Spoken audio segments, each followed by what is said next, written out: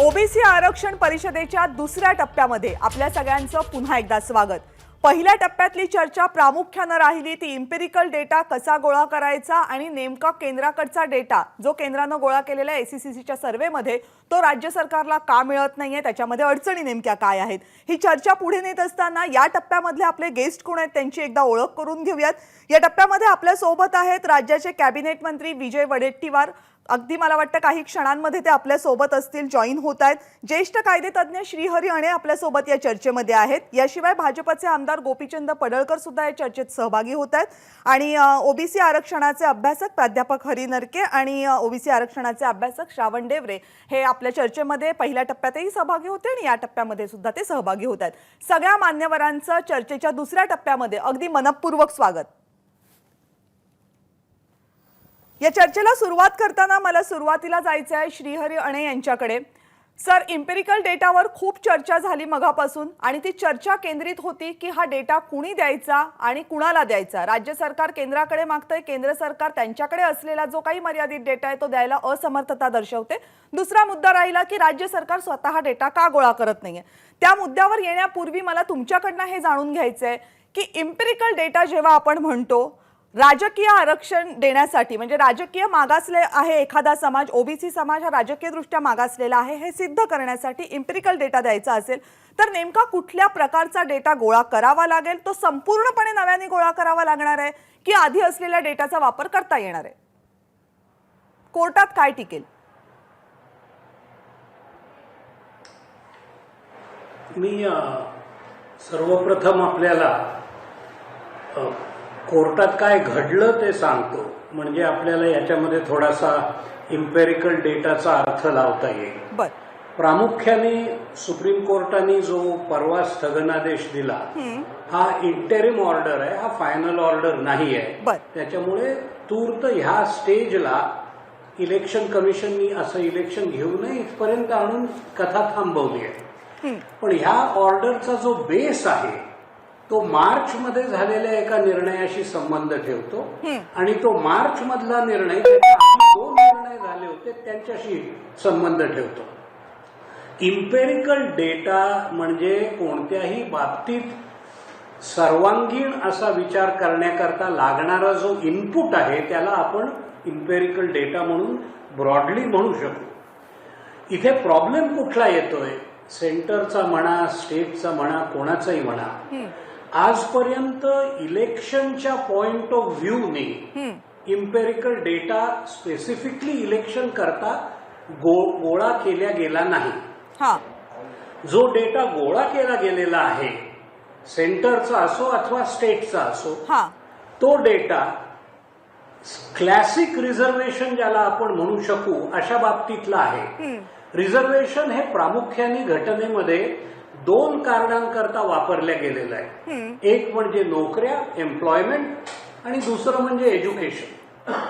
Supreme कोर्टाने मार्चच्या निर्णयात स्पष्टपणे सांगितलंय की इलेक्शन करता असा डेटा उपयोगाचा होणार नाही। कारण एखादा माणूस एज्युकेशन कडून वंचित असला, एखादा ओबीसी क्लास एज्युकेशनहून वंचित असला तरी देखील तो पॉलिटिकली ऍडव्हान्स्ड असू शकतो। तसंच एखादा क्लास नोकरीमध्ये त्याला नोकऱ्या मिळत नसतील म्हणून तो पॉलिटिकली डिप्राइव्ड आहे असं तुम्हाला म्हणता येणार नाही। त्याच्यामुळे जर तुमच्याजवळ असलेला डेटा हा एज्युकेशन आणि एम्प्लॉयमेंटशी संबंध ठेवत असेल तर त्याचा अर्थार्थी संबंध इलेक्शनशी लागू शकत नाही। म्हणून महाराष्ट्र सरकारने स्वतःहून एक कमिशन नेमलेलं आहे याच्यावर। या कमिशनची भूमिका पुष्कळ पूर्वीची आहे, घटनेच्या एका दुरुस्तीशी ती संबंधित आहे। मी तिकडे जाऊ इच्छित नाही कारण तो विषय वेगळा होतो। पण असं कमिशन स्पेसिफिकली इलेक्शनच्या दृष्टिकोनातून डेटा जमवण्याकरता नेमलं असताना सुप्रीम कोर्ट विचारणा करते की या कमिशनचा रिपोर्ट यायच्या आधी, याचा रिपोर्टचा अनालिसिस व्हायच्या आधी तुम्ही डिक्लेअर कसं करू शकता की ह्या पर्टिक्युलर ओबीसी कम्युनिटीना इतके टक्के सीटा आम्ही दिल्या बरोबर. इलेक्शनमध्ये. सुप्रीम कोर्ट म्हणतं की तुम्हाला काही बेसिस नाहीये हे डिक्लेअर करण्याकरता इथे सगळा पेच प्रसंग येऊन उभा राहिलाय. आता हा डेटा निर्माण करावा लागेल. बरोबर. हा मुद्दा गौण आहे की आपण सेंटरकडून घ्यायचा का स्टेटकडून घ्यायचा. सेंटरने सुद्धा ज्याला इंग्रजीत आपण डॉग इन द मॅनेजर म्हणतो तसं तुला देणारच नाही, हा माझा डेटा आहे म्हणून छातीशी कवटाळून बसण्यात अर्थ नसतो. आणि राज्य सरकारने सुद्धा ही तर माझी जबाबदारीच नाही, मी कशाला बघू असं म्हणण्यातही अर्थ नसतो. बरोबर. कोणत्याही बाबतीत जेव्हा महाराष्ट्रामध्ये पॉलिटिकली वंचित कोणता ग्रुप आहे हे ठरवत असताना महाराष्ट्र सरकारचं उत्तरदायित्व तितकंच मोठं आहे, किंबहुना कदाचित थोडं जास्त मोठं आहे सेंटरच्या उत्तरदायित्वापेक्षा. सेंटरकडे जो काही डेटा आहे तो सेंटरने द्यायलाच हवा. पण unfortunately from what we know हा सर्व डेटा रिलेट्स टू एज्युकेशन आणि एम्प्लॉयमेंट. आणि महाराष्ट्र सरकारला आपल्या क्षेत्रामध्ये कुठे कुठे कुठला ओबीसी इलेक्शनच्या पॉइंट ऑफ व्ह्यूनी वंचित आहे हे ठरवताना सुप्रीम कोर्टाने पुन्हा म्हटलंय की एखादा ओबीसी वर्ग कदाचित नागपूरमध्ये इलेक्शनमध्ये वंचित असेल पण तोच ओबीसी वर्ग पुण्यामध्ये नसेल. बरोबर. तर मग तुम्ही सरसकट त्या ओबीसीला दोन्ही ठिकाणी सीटा देऊ नाही शकणार. तेव्हा याच्याकरता विचार करताना रिजन वाईज डेटा लागणार आहे, त्याचं कंपायलेशन लागणार आहे, त्याचं आकलन लागणार आहे, अनालिसिस लागणार आहे आणि मग ती निर्मिती होणार आहे. म्हणून सुप्रीम कोर्टाने म्हटलंय ओबीसी आरक्षण देताना बाकी सगळे इलेक्शन चालू ठेवा, या आरक्षणाखालच्या नका चालू ठेवा, इन्क्लुडिंग जनरल इलेक्शन. इथपर्यंत गेलेलं आहे सुप्रीम कोर्ट. बरोबर. थोडक्यात त्यांच्या लक्षात हे आलेलं आहे की हे फोर्सिएबल फ्युचरमध्ये काही जमणारी गोष्ट नाहीये, याला भरपूर वेळ लागणार. सर, मी तुम्हाला थोडंसं थांबवतेय. मला एक स्पेसिफिक प्रश्न विचारायचा आहे, कारण तुम्ही आता जे सगळं एक्सप्लेन करताय ते 4 मार्चला सुप्रीम कोर्टानं जो निर्णय दिलेला आहे त्याचं बेस्ट एक्सप्लेनेशन म्हणेन मी, कारण ते तुम्ही सगळं समजावून सांगितलं आणि ते सुप्रीम कोर्टानं सगळं आपल्या निकालामध्ये म्हटलेलं जो 4 मार्चला दिलाय. आता एक मुद्दा याच्यामध्ये असा येतो की सोशल वेगळे आहेत इंडिकेटर्स, इकॉनॉमिक वेगळे आहेत इंडिकेटर्स आणि पॉलिटिकल इंडिकेटर्स वेगळे आहेत.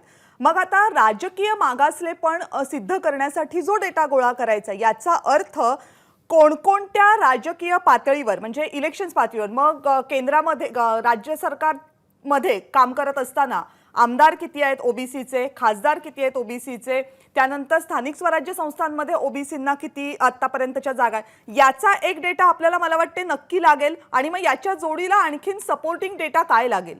आवाज गेला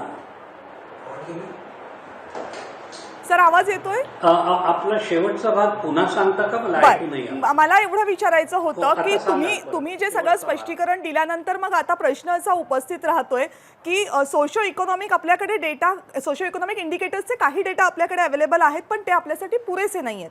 याचा अर्थ राजकीय मागासलेपण सिद्ध करण्यासाठी आपल्याला एक डेटा मला असं वाटतंय की आपल्याला नक्की लागेल की स्थानिक स्वराज्य संस्थांमध्ये, विधानसभेमध्ये, विधिमंडळामध्ये आणि त्याचप्रमाणे संसदेमध्ये त्या पर्टिक्युलर समाजाला, इथे आपण ओबीसी बद्दल म्हणतोय, ओबीसीला किती रिप्रेझेंटेशन आहे हे एक आपल्याला मला वाटतं गोळा करावं लागेल. याच्या जोडीला आणखीन सपोर्टिंग डेटा काय लागणार आहे.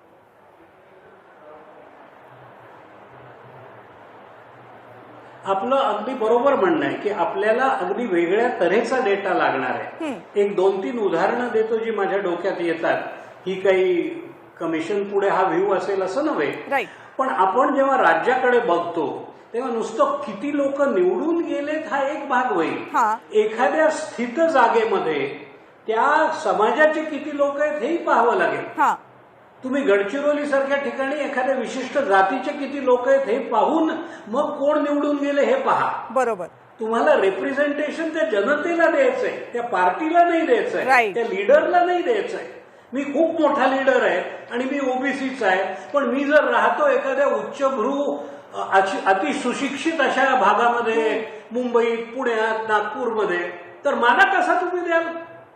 माझ्या एरियामध्ये जर तो माणूसच नसेल तर मी कसा तिथे रिप्रेझेंटेटिव्ह. आणि सर मला असं वाटतंय म्हणूनच सुप्रीम कोर्टानं निकाल देत असताना सुप्रीम कोर्टानं निकाल देत असताना स्पष्टपणे एका ठिकाणी म्हटलेलं आहे की तो ब्लॉक लेवल पासून गोळा करा.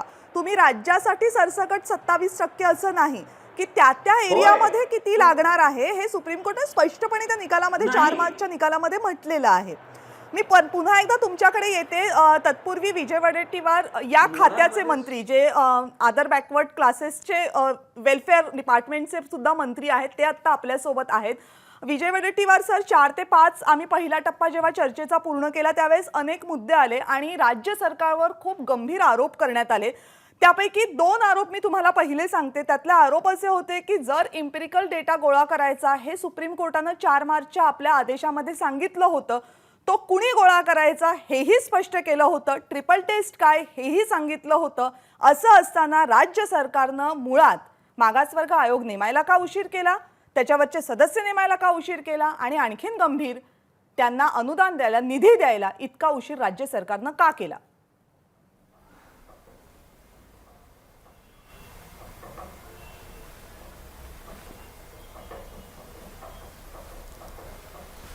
वडेट्टीवार सर, माझा आवाज पोहोचतोय? हां, परत रिपीट करा जरा. मी तुम्हाला प्रश्न पुन्हा विचारते. 4 ते 5 या दरम्यान जेव्हा आम्ही चर्चेचा पहिला टप्पा केला त्यावेळेस चर्चेमध्ये सहभागी असलेल्या मान्यवरांनी अनेक मुद्दे उपस्थित केलेत आणि राज्य सरकारवर काही गंभीर आरोप केलेत. त्यापैकी 2 गंभीर आरोप मला सुरुवातीला तुम्हाला विचारायचे, त्याच्यावर तुमच्याकडनं माहिती हवे, स्पष्टीकरण हवंय की जर 4 मार्चच्या सुप्रीम कोर्टाच्या निकालामध्ये हे स्पष्टपणे म्हणण्यात आलं होतं की राज्य सरकारनं इम्पिरिकल डेटा गोळा करावा, ट्रिपल टेस्ट सांगण्यात आली होती, त्यासाठी आयोग नेमा हेही सांगण्यात आलं होतं आणि त्याशिवाय हे आरक्षण टिकणार नाही हे त्या सविस्तर निकालामधनं स्पष्ट झालं होतं. असं असताना राज्य सरकारनं आयोग नेमायला उशीर का केला? 1, त्यावरचे सदस्य नेमायला इतका उशीर केला. 2, दुसरं, त्या आयोगाला निधीच दिला गेला नाही आणि आता अनेक सदस्य ते सोडून जायची भाषा करतायत जाहीरपणे. इतका लेथार्जिकपणा, इतकी अनुत्सुकता राज्य सरकार का दाखवतं या आयोगाच्या बाबतीत, जेव्हा की हा मुद्दा इतका गंभीर बनलाय?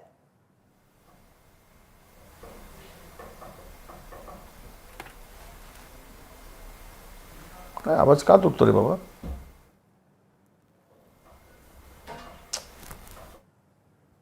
येतोय का आवाज? असं मी कसं काय करणार? मला वाटतं विजय वडेट्टीवार यांच्यापर्यंत माझा आवाज पोहोचत नाही, काहीतरी टेक्निकल प्रॉब्लेम असेल, आपल्या टीम्स ते दुरुस्त करतील. तोपर्यंत भाजपचे नेते गोपीचंद पडळकर आपल्या सोबत आहेत. गोपीचंद पडळकरजी, गेले काही दिवस जे काही चाललंय महाराष्ट्रामध्ये ओबीसीच्या आरक्षणावरनं ते तुम्हीही पाहताय आणि काही वेळापूर्वी जेव्हा चर्चा झाली त्यावेळेस त्या चर्चेचा रोग जेव्हा चंद्रशेखर बावनकुळे भाजपचे नेते, मी थांबते, पुन्हा वडेट्टीवारांशी मला वाटते संपर्क प्रस्थापित झालाय. वडेट्टीवार सर, बोलणं पूर्ण करा. हां, नमस्कार सर्वांना. खरं तर एक चांगली चर्चा एबीपी माझानी काय मी करू? हा आवाज जर असं तुटत असेल तर कशाला बोलत नाही? होत नाही, टेक्निकल काहीतरी प्रॉब्लेम आहे. बघा, वडेट्टीवार सर, तुम्ही तुमचं बोलणं पूर्ण करा, तुमचा आवाज येतोय आमच्यापर्यंत. आवाज येतो का? हो, तुम्ही तुमचं बोलणं पूर्ण करा, येतोय आवाज. हां, ठीक आहे, ठीक आहे. नाही, माझ्यामध्ये जरा ब्रेक हे झालं तर आवाज ब्रेक होतोय. ओके, तर सर्व पहिल्यांदा एबीपी माझाचा आभार की आपण सगळ्यात ज्येष्ठ कायदेतज्ञ आहेत, विविध पक्षाच्या लोकांना आपण बोलावून घेतलं आणि विचार मंथन या ठिकाणी होते आहे या सगळ्या विषयावर. मला तुम्ही 2 प्रश्न विचारलेत की इम्पेरिकल डेटा कलेक्ट करण्यासाठी जे आयोग नेमलं त्याला उशीर का झाला, आणि दुसरा प्रश्न असा होता की आपला याला निधी का कमी उपलब्ध करून दिला नाही. एक तर आता आपल्याला एकदा स्पष्टपणे सांगितलं पाहिजे की आयोगांचे अध्यक्ष हे जे नेमले जातात त्यांची शिफारस हे हायकोर्टाच्याकडून केली जाते आणि आम्ही सातत्यानं त्या प्रक्रियेमध्ये 4 महिने गेलेत. हे म्हणजे स्पष्टपणे सांगतो की आम्ही ज्यांना पत्र देऊन त्यांच्याकडून शिफारस होऊन अध्यक्ष जो नेमला जातो तो निवृत्त न्यायाधीश असतात उच्च न्यायालयाचे, त्यांच्याकडून ते नाव येण्यासाठी उशीर झाला. हा एक प्रश्न की त्याच्यामध्ये थोडा उशीर झाला. त्यानंतर 3ही पक्षांच्या लोकांनी जे नावं दिलेत की ज्यात तज्ज्ञ लोक लागतात ते सगळं करत असताना नक्कीच आपण म्हणतायत त्यामध्ये हायकोर्टाकडून नाव येण्यासाठी उशीर झाला, 3-4 महिने लागलेत. मी स्वतः बोललो त्यांच्या रजिस्ट्रारशी, मी 2-3दा बोललो की हे लवकर नाव पाठवा, हे फार आवश्यक आहे. हा एक विषय. दुसरा विषय असा होता की याला निधीची गोष्ट.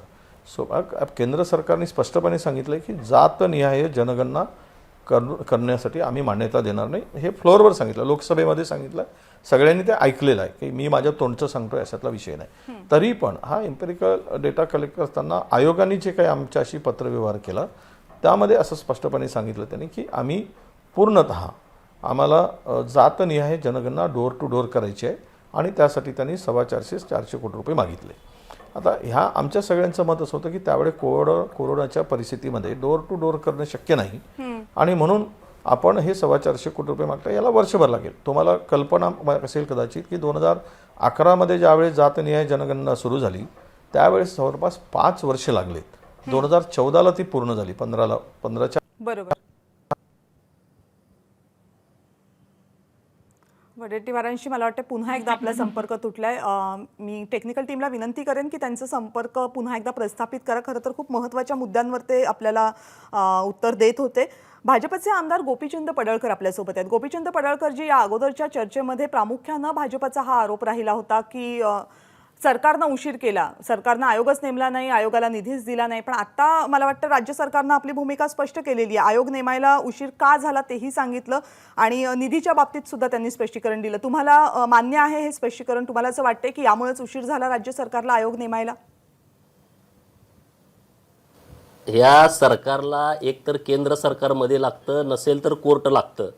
आणि आज खरं तर अभिनंदन करायला पाहिजे मंत्री महोदय साहेबांचं. मागासवर्ग आयोग नेमायला उशीर का झाला तर कोर्टाला मध्ये आणलं. म्हणजे दुसरे ह्यांच्याकडे कुठले विषय नाही आहेत. 18 महिने लागतात का मागासवर्ग आयोगाचा अध्यक्ष नेमायला?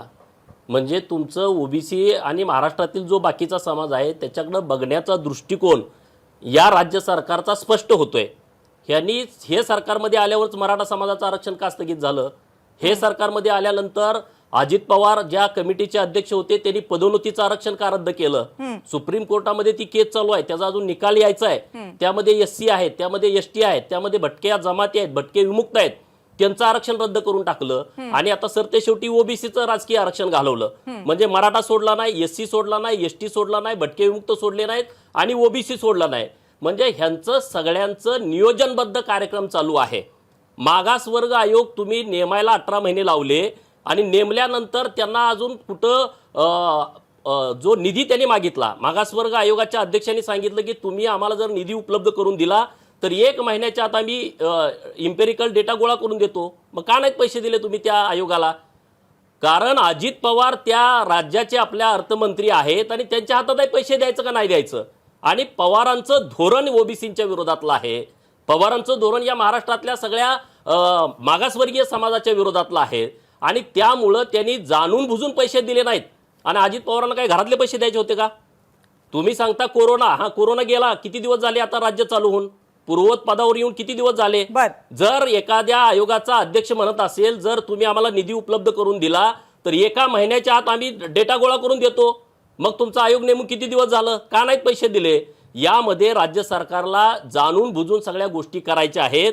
महाज्योतीच्या संस्थेचा विषय जर पुढे आला तर तुम्ही तिथली माहिती वेगळीच मिळते. सारथीच्या बाबतीमधलं वेगळं धोरण आणि महाज्योतीच्या बाबतीमधलं वेगळं धोरण. म्हणजे ह्या सगळ्या बाबतीमध्ये जर आपण खोलामध्ये प्रकाश गेलं. शेंडगे या चर्चेमध्ये सहभागी होते, त्यांनीही असाच मुद्दा मांडला. फक्त त्या मुद्द्यामध्ये एक ॲडिशनल बाब ही होती की मराठा समाजाला जेव्हा आरक्षण द्यायचा वेळ आला त्यावेळेस राज्य सरकारनं कोर्टामध्ये हिरारीनं भूमिका मांडली. त्यावेळेस राज्य सरकारनं जे वकील दिले तसेच वकील हे ओबीसी समाजाच्या आरक्षणाचा जेव्हा मुद्दा आला त्यावेळेस मात्र दिले गेले नाही. तुमच्या मुद्द्याशी थोडीशी फारकत घेणारा हा फक्त मुद्दा होता. तुम्ही म्हणताय की कुठल्याच समाजाला आरक्षण देताना हे सरकार उत्सुक नव्हतं आणि प्रकाश शेंडगे यांचं म्हणणं होतं की मराठा समाजाला जेव्हा वेळ येते त्यावेळेस त्यांना सारथीसाठी 1000 कोटी रुपये पटकन दिले जातात, पण इथे मात्र दिले जात नाही. विजय वडेट्टीवारजी, या सगळ्या मुद्द्यांवर काय उत्तर आहे तुमचं?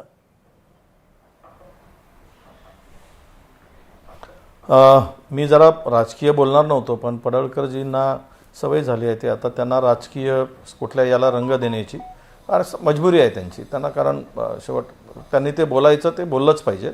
मला ते राजकारण इथे आणायचं नव्हतं. ही चर्चा एकदम फेअर आणि लोकांना न्याय देणारी असावी अशी माझी अपेक्षा होती. म्हणून मी बोलताना मला जरा आवाज काही झाला होता.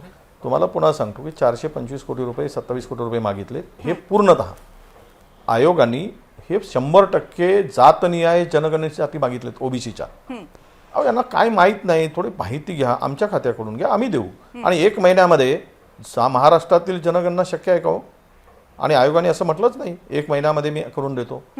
आता मी खरं म्हणजे हा विषय माझ्याकडे फक्त आयोग नेमण्यापुरती असतो माझ्या खात्याशी.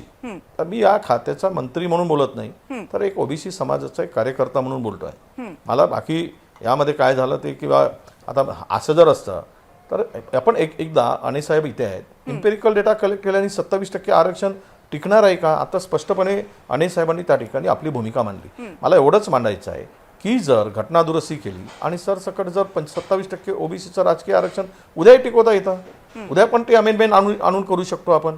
सुप्रीम कोर्टाच्या आपल्या केंद्र सरकारने ठरवलं तर त्यातमध्ये, आणि त्यांच्याकडे उपलब्ध होता 5 वर्ष, ते दिला नाहीत, नका देऊ देत. 6 पत्र पाठवलीत फडणवीस साहेबांनी, 2.5 वर्ष जिल्हा परिषदेची निवडणूक पुढे ढकलली.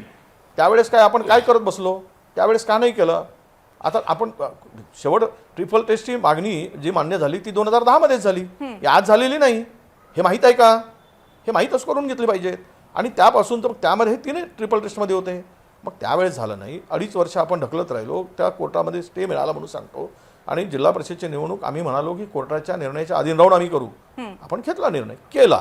आता काय झालं की निवडणूक आयोग म्हणतं की आम्हाला 5 वर्षामध्ये निवडणुका घेणं बंधनकारक आहे, कारण ते यांनी दिलं आहे, घटनेने दिलेलं आहे, घटनेनुसार ते केलंच पाहिजे. पण ते करत असताना या ठिकाणी आपण जे आरोप करतो, आम्ही टर्म्स ऑफ रेफरन्स चेंज करून दिले. म्हटलं तुम्ही आता आपल्याला म्हणता येत नाही ते की त्या टर्म्स ऑफ रेफरन्समध्ये काय आहे, त्यामध्ये ज्या मराठा समाजाचं हे झालं ते तरी टिकलं काय? शेवट आमच्यावर आरोप करत असताना एक जण म्हणते की तिथे चांगले वकील लावलेत, दुसरे जण म्हणतात इथे वकील नाही लावलेत, एकीकडे सांगतात.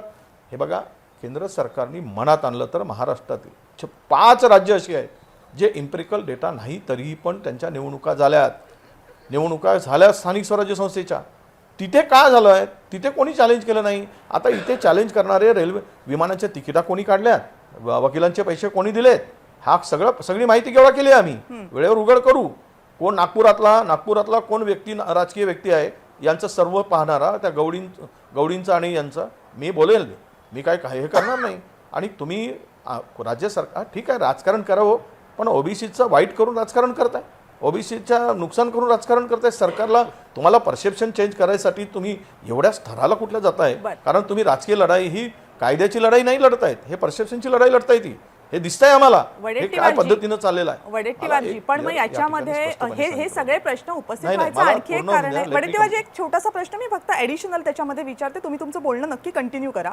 ॲडिशनल प्रश्न त्याच्यामध्ये माझा फक्त इतकाच आहे की याच आयोगाचे सदस्य हे एबीपी माझाच्या समोर आले, अनेक माध्यमांच्या समोर आले, त्यांनी नाराजी व्यक्त केली की सरकारनं आम्हाला फक्त नेमलंय, आम्हाला निधीच मिळत नाहीये, आम्हाला ऑफिस मिळत नाहीये, अशाही तक्रारी केल्या.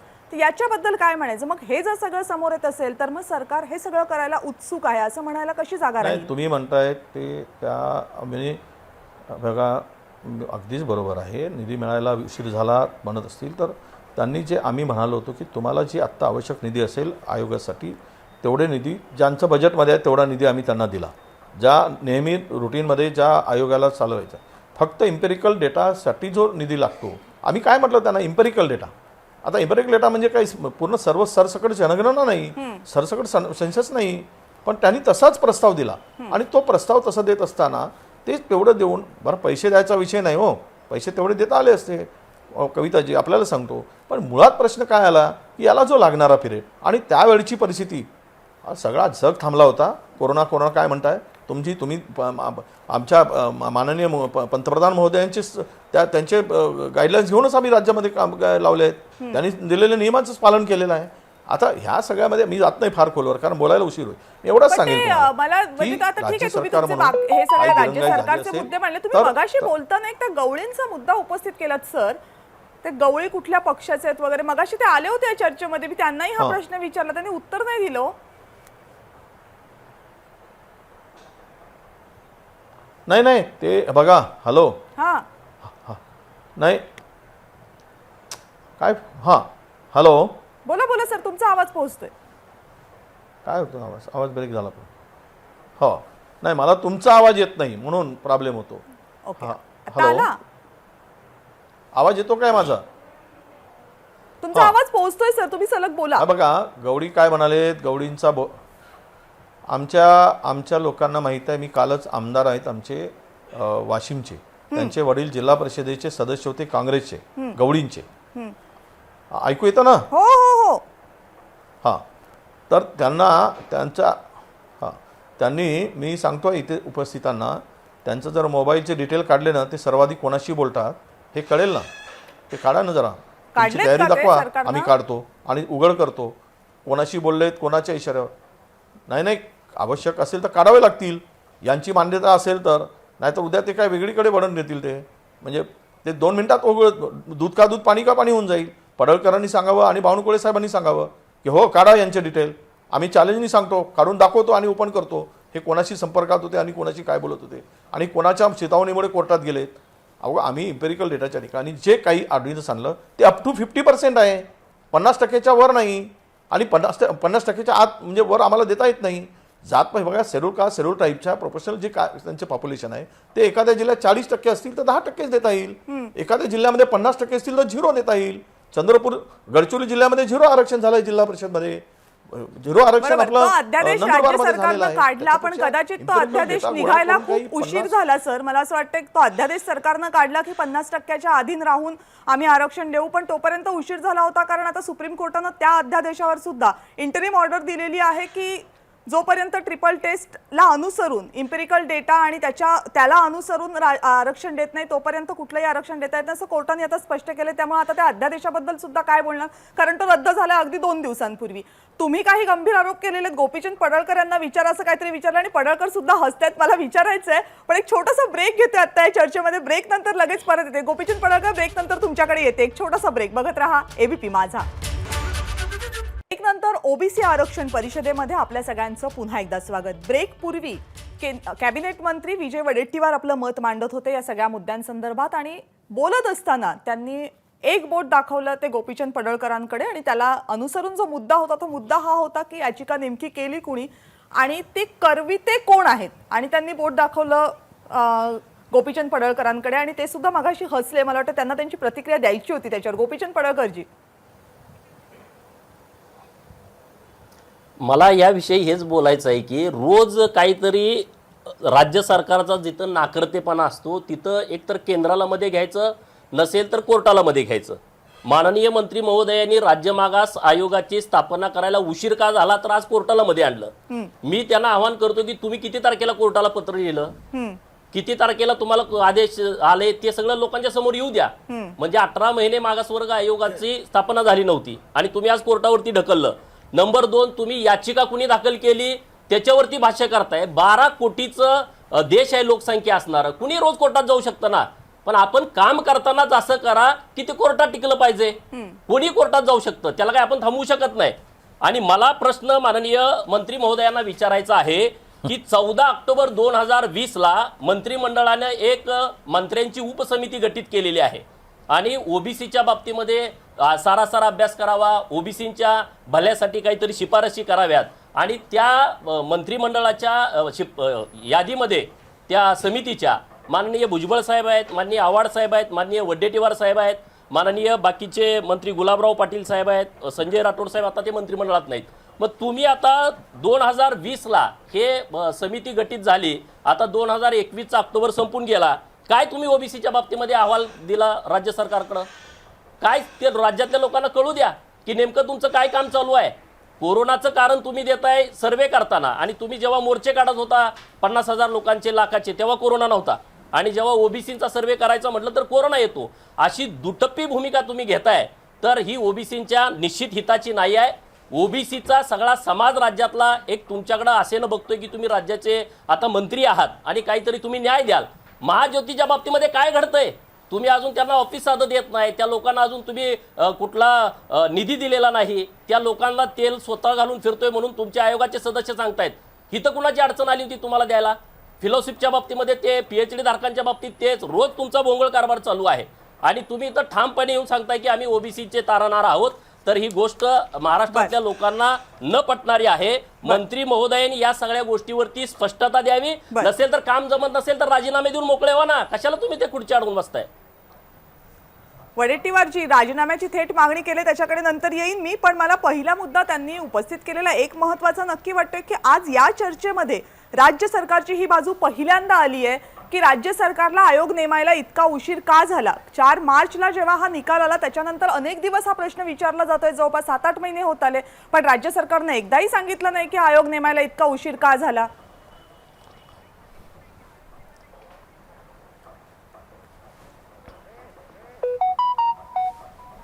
हे बंद झालं परत. हां जातो. हां पुन्हा विचारू का मी प्रश्न? तुमचं आहे ना एकही चालू नाही, मला त्रास होतो.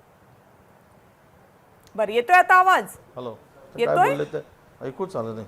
आता येतोय? तुमचा आवाज तुम्ही बोललेला शेवटचा ऐकू आलाय मला, बाकी तुमचं काही ऐकू आलं बरं, नाही. आता मी पुन्हा एकदा विचारते. मला ऐकू येत असेल तर मी पडळकरजींचं उत्तर देऊ. हो हो हो, द्या द्या. पडळकरजींचं उत्तर देतो. पडळकरजींनी राजीनामा मागितला.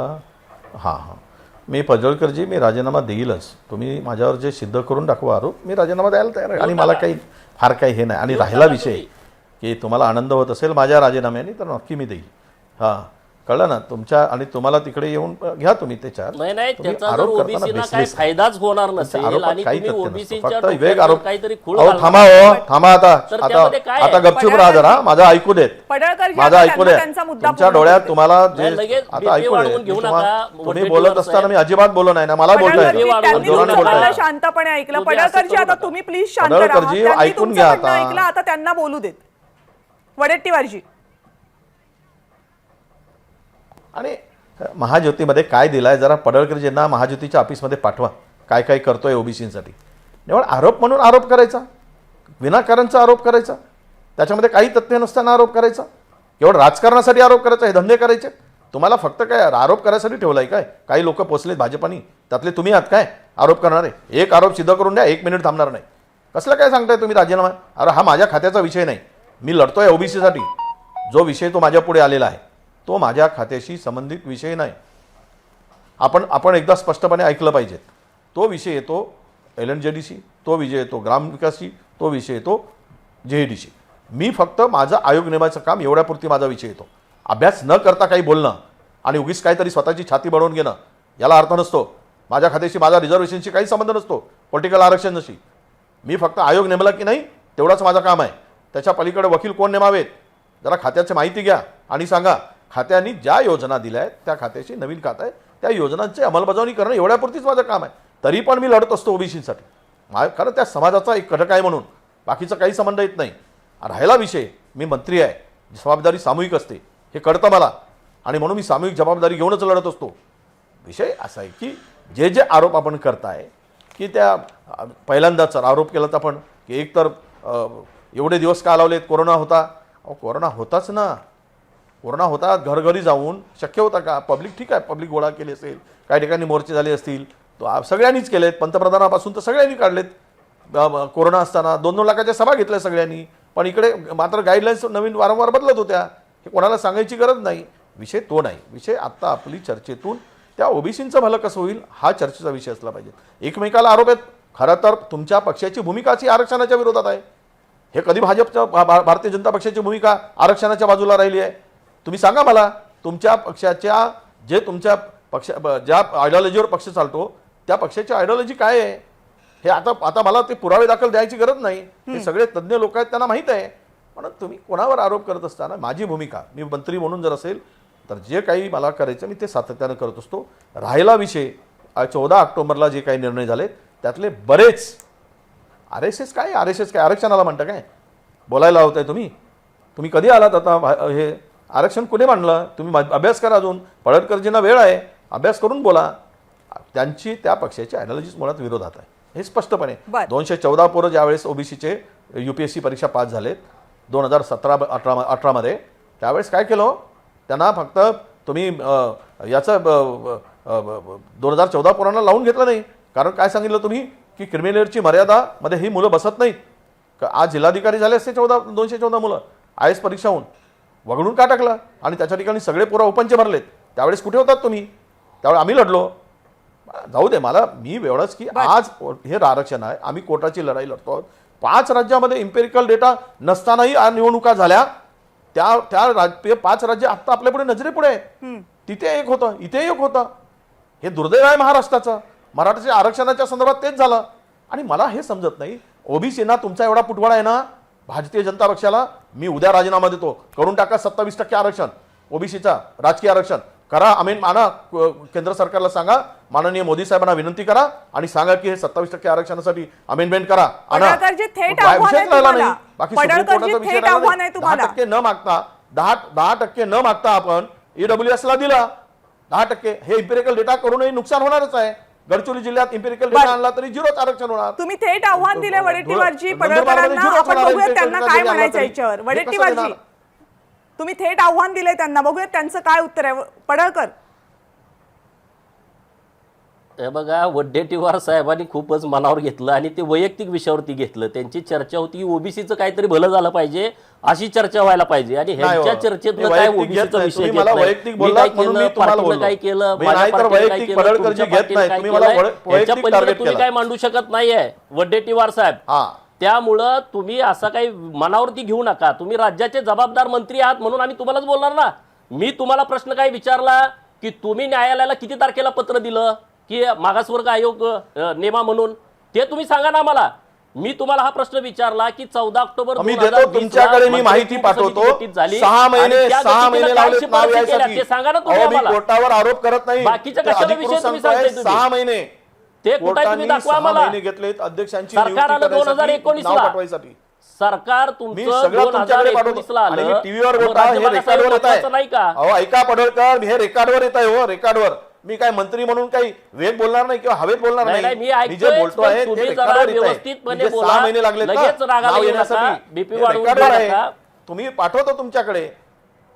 वडेट्टीवारजी, अरे मला असं BP आहे नाही, की शुगर नाही, मी डेटा- लोकांची वाढवतो. वडेट्टीवारजी, ती माहिती काय फक्त पडळकरांसाठी नको आहे, ती महाराष्ट्रासाठी पण हवी आहे. आणि आम्हालाही आनंद होईल जर ती माहिती तुम्ही आमच्याशी शेअर केलीत. कारण तोच प्रश्न आहे की जर तुम्ही म्हणताय की इतका वेळ का लागला, तर त्याची माहिती सुद्धा अजूनपर्यंत, कारण आतापर्यंत हा प्रश्न अनेकदा विचारला गेलाय की आयोग नेमायला उशीर का झाला, आयोगाला पैसे द्यायला उशीर का झाला. हा प्रश्न काही आत्ता नाही आलेला आहे, अगोदरपासून विचारला जातोय. स्पष्टीकरण मात्र त्याचं आज आलेलं आहे. मग का राज्य सरकार ही माहिती का देत नाहीये सगळ्यांना? आम्ही स्पष्टीकरण यापूर्वीच दिलं. काय हॅलो, बोला बोला, तुम्ही सलग बोला.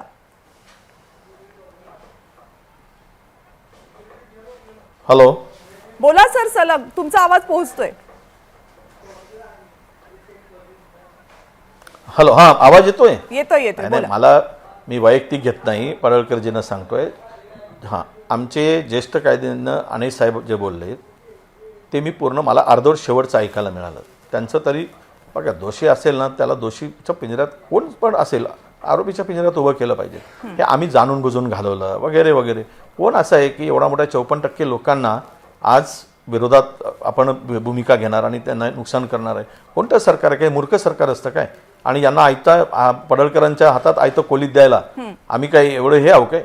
आम्हाला सगळ्यांची, जो सरकार चालवतो त्यांना सगळ्यांना ती भूमिका असते. हा उशीर का झाला, मी सांगितलं की त्यांना मी पत्र पाठवतो.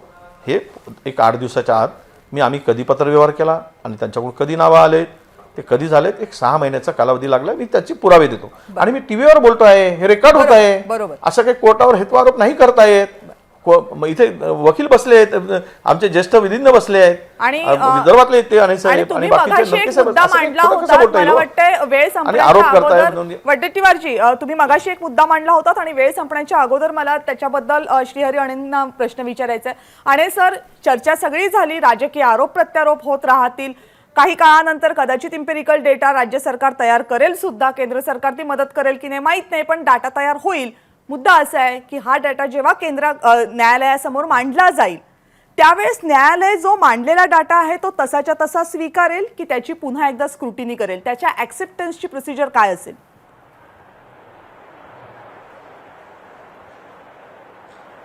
डेटा जेव्हा कोर्टापुढे ठेवण्यात येईल तेव्हा त्याच्यामध्ये न्यायालय इव्हॅल्युएशन करत नसतं. मराठा आरक्षणाचा आठवण जर आपण केली तर त्याच्यामध्ये इम्पेरिकल डेटाचा प्रश्न निर्माण झाला होता. कोर्ट स्वतःच्या मर्यादित कक्षेतून तो डेटा बघतं. हा डेटा बरोबर आहे का चूक आहे त्याच्यात जात नाही. डेटा जमवण्याची पद्धत समर्पक होती का, इन्क्लुझिव्ह होती का, डेटाचं फाउंडेशन बरोबर आलेलं आहे का. म्हणजे जर पुन्हा चुकून तुम्ही एज्युकेशनचाच डेटा जमवला किंवा एम्प्लॉयमेंटचाच जमवला तर कोर्ट म्हणेल याचा काही अर्थ लागत नाही आम्हाला. पण जर का तुम्ही इलेक्शन संबंधीचा डेटा जमवलात, एरिया वाईज लोकांच्या क्षमतेसंबंधीचा डेटा जमवलात तर निश्चितपणे कोर्ट ते अफोर्ड करेल. कोर्टाला त्या डेटाच्या व्हॅल्यू मध्ये जायचं नसतं, बरं. मेथड ऑफ कलेक्शन मध्ये जाईल ते. ओके, म्हणजे फॅक्च्युअल ज्या गोष्टी आहेत ते कोर्ट काही बघणार नाही आहेत, but the procedure of collection of data आणि sources of collection of data हे मात्र कोर्ट नक्की बघेल असं तुम्ही स्पष्ट केलेलं आहे. Thank you sir.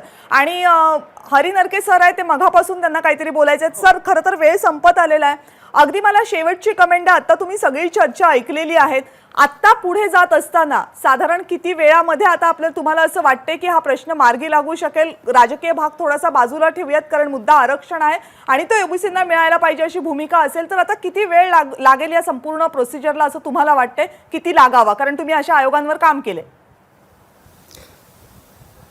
कविता, त्याचं उत्तर देण्याआधी मला फक्त एकेका वाक्यामध्ये 3-4 कॉमेंट करायचे आहेत. बर. वडेट्टीवार साहेब हे फार जबाबदार मंत्री आहेत आणि कर्तबगार नेते आहेत, पण ते म्हणाले की आयोगाने जात जनगणनेचा विषय घेतला म्हणून आम्ही त्यांना टर्म्स ऑफ रेफरन्स बदलून दिला. वडेट्टीवार साहेब, तुमच्याच सरकारने म्हणजे केंद्रामध्ये मनमोहन सिंग साहेब पंतप्रधान असताना सोनियाजींनी सेक 2011चा निर्णय घेतला, म्हणजे सोशिओ इकॉनॉमिक कास्ट सेन्ससचा. हा सोनियाजींचा आणि मनमोहन सिंगांचा निर्णय तुम्हाला मान्य नाही का? नंबर 1. नंबर 2, तुमचंच सरकार आहे काँग्रेस पक्षाचं छत्तीसगडमध्ये, तिथे भूपेश बघेल हे जात जनगणना करतायत. तुमचंच सरकार असलेल्या इतर राज्यांमध्ये हे काम चालू आहे काँग्रेसच्या, आणि तुम्हाला ते करायचं नाहीये, तर तुम्ही तुमच्या पक्षाच्या निर्णयापासून वेगळं मत तुम्ही मांडतात का? 1. आणि दुसरा मुद्दा, याला किती वेळ लागेल? कविता, मी आपल्याला सांगतो की जर का केंद्र सरकारने हा डेटा दिला तर अक्षरशः 15 दिवसामध्ये आयोग त्या संबंधीचं विश्लेषण करून या संबंधीचं आरक्षण पुनर्स्थापित करू शकेल. 1. नंबर 2, जर आयोगाला हा डेटा जमा करायचा असेल तर वडेट्टीवार साहेब म्हणतात की फार उशीर लागेल. अहो, जनगणना देशाची असते आणि ती 6 महिन्यात होते, त्यामुळे याला वर्षानुवर्ष लागत नसतात. हे काम 3 महिन्यामध्ये होऊ शकतं. त्याच्यासाठी केंद्रानं डेटा दिला तर 15 दिवस, केंद्रानं डेटा दिला नाही तर साधारण 3 दिवस. श्रावण डेवरे आपल्यासोबत. श्रावण डेवरेजी, ही टाइम फ्रेम तुम्हाला वाटतं योग्य आहे? इतक्या टाइम फ्रेम मध्ये होऊ शकतं हे काम? नाही, शेवटी काय आहे, ती डेटा गोळा करण्यासाठी जे प्रशासकीय अधिकारी आहेत, कर्मचारी आहेत, त्यांचाच वापर होणार आहे आणि त्यांच्याकडे बरेचसे आकडे रेडी असतात कागदांवर. त्यामुळे नरके साहेब जे म्हणतायत की 3 महिन्याच्या आत डेटा गोळा होऊ शकतो आणि ओबीसीचं आरक्षण वाचू शकतं, हे निश्चित आहे. परंतु आता मी काय म्हणतोय की आता हे छोटे छोटे प्रश्न बाजूला ठेवले पाहिजेत. इम्पिरिकल डेटा बिटा हे सगळे बाजूला ठेवलं पाहिजे. मी एकच प्रश्न विचारतो की दलितांच्या राजकीय आरक्षणासाठी, आदिवासींच्या राजकीय आरक्षणासाठी इम्पिरिकल डेटाची गरज भासत नाही, मग ओबीसींसाठीच इम्पिरिकल डेटाची का गरज भासते? याचं एकमेव उत्तर आहे, दलितांची, आदिवासींची जातनिहाय जनगणना दर 10 वर्षांनी होत असते, त्यामुळे त्यांच्या कोणत्याही आरक्षणाला धक्का बसत नाही. मी सगळ्या नेत्यांना सांगतोय हे सगळे छोटे छोटे प्रश्न बाजूला ठेवा. श्रावण डेवरेजी, पण त्याच्यामध्ये मी थोडंसं करेक्शन करेन की त्याचं कारण असं आहे की दलित आणि आदिवासींना दिलं गेलेलं आरक्षण आहे ते घटनात्मक आरक्षण आहे आणि ओबीसींना दिलेलं जे आरक्षण आहे ते घटनात्मक नाही, वैधानिक आरक्षण आहे. त्यामुळे तिथं थोडासा बदल होऊ शकतो. त्यामुळे तुम्ही जे म्हणताय जातनिहाय जनगणना, तर त्यानेच फक्त हा प्रश्न सुटणारा नाहीये, तर हा प्रश्न सोडवण्याच्या दृष्टीनं जातनिहाय जनगणना हे एक मार्ग असू शकतो, ते सोल्युशन असू शकत नाही असं मला वाटतं. मात्र आजच्या चर्चेमध्ये अनेक मुद्दे समोर आले, राजकीय आरोप प्रत्यारोप तर झालेत, पण मूळ मुद्दा हा आहे की ओबीसींचं राजकीय आरक्षण टिकवणं हे ओबीसींचा सर्वसमावेशक विकासासाठी आणि ओबीसींच्या इन्क्लुजनसाठी महत्त्वाचं आहे. त्यासाठी प्रयत्न केले गेले पाहिजेत. जसं हरी नरके यांनी सांगितलं, कदाचित तो डेटा 3 महिन्यांमध्ये जर तयार होऊ शकणार असेल तर राज्य सरकारनं अजून वेळ न दवडता तो डेटा गोळा करावा आणि जर केंद्र सरकारची मदत मिळून तो डेटा आणखीन लवकर गोळा होत असेल तर भाजपनं सुद्धा आरोप प्रत्यारोप न करता राज्य सरकारला मदत करावी, कारण सगळेच जण म्हणतात की हे आरक्षण टिकलं पाहिजे. राज्यासमोर निर्माण झालेलं हे संकट मोठं आहे, त्यातला मार्ग काढला पाहिजे आणि तो मार्ग, मध्यम मार्ग सगळ्यांनी मिळून काढला पाहिजे, ही एवढीच अपेक्षा आपण व्यक्त करूयात. आजच्या चर्चेमध्ये सगळे मान्यवर सहभागी झाले, संयतपणे सगळ्यांनी आपापली मतं मांडली, त्याबद्दल मी सगळ्यांचे आभार व्यक्त करते. आणि ओबीसी आरक्षण परिषदेमध्ये आता वेळ झाली इथेच थांबण्याची. बघत रहा एबीपी माझा.